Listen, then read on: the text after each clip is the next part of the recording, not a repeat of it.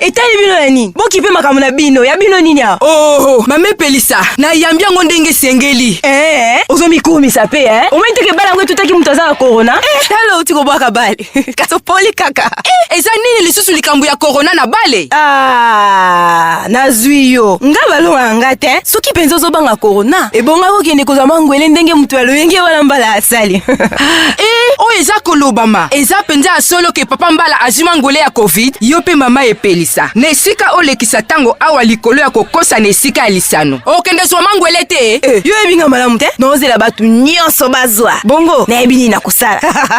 Bandeko, koza mangwele pona komibatela. Ezali liboso likambo ya yo moko. Koza mangwele ya COVID-19. Ezali pona komibatela. Mbe pona kobatela baninga na sima. Awa na ekolo Kongo, na mikolo miye, batu koleka nkoto tuku sambo na mibale basili kozwa mangwele. Nkoto tuku mibale na mitano kati na bango bazwami na Kinshasa.